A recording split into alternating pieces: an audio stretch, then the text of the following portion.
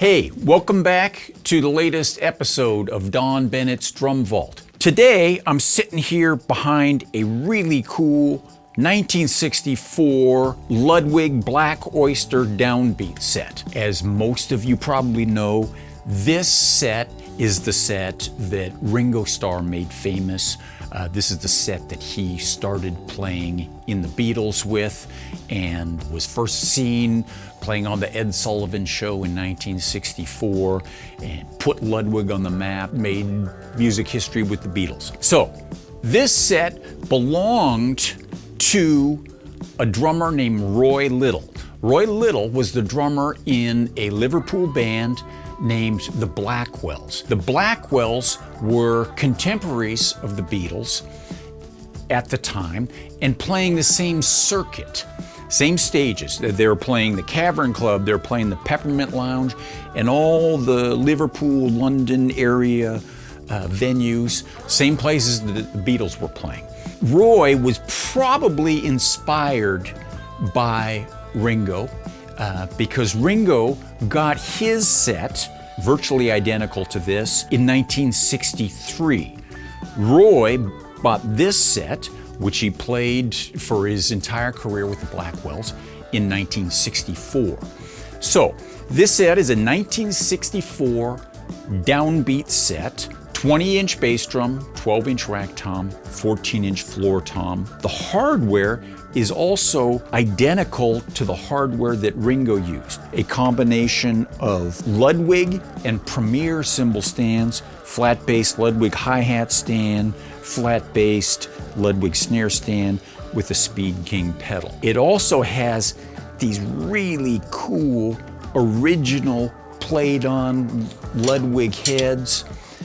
They just look really cool. I mean, that is smoke and nicotine stains from the Cavern Club right there, baby, on all these. Now, when I got this set, this came from one of Roy's relatives. He used a Ludwig super sensitive chrome snare.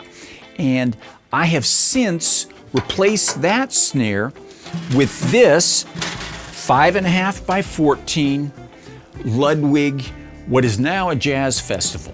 So if you are familiar with what makes up a Ringo spec snare, probably the most sought after vintage snare out there right now, Ringo used a snare drum that was sort of an anomaly, where the standard size jazz festival was a 5-inch depth, Ringo's was a 5.5. And then his drum was set up with this configuration of the muffler, the badge, and the throw-off on 3 consecutive panels. So here's the deal on this drum. This drum started its life as what is known as a classic model. So it had a different throw-off here. It's called the classic throw-off, slightly different. And then when we look really close, you can see we made a non-drill adapter so that we could put a P83 throw-off, which is the throw-off Ringo would have used, onto this drum without drilling any extra holes, basically using the original holes from the classic throw-off. So what that leaves us with now is a drum that is identical to Ringo's Jazz Festival, the Ringo spec snare, although it just wasn't originally. Didn't require any drilling, any modifications. We just changed this with this adapter. So there you have it. I mean, everybody would love to have the $2.2 million drum set that was just sold in auction that Ringo used early on with the Beatles, but that's just not going to happen for everybody.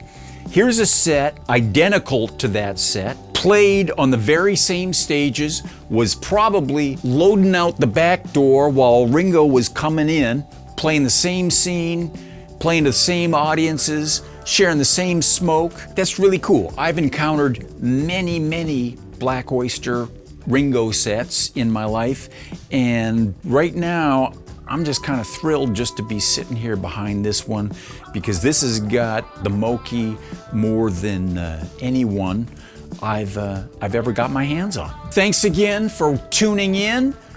Stay tuned. We've got lots more really exciting stuff coming up. So until then, we'll see you soon.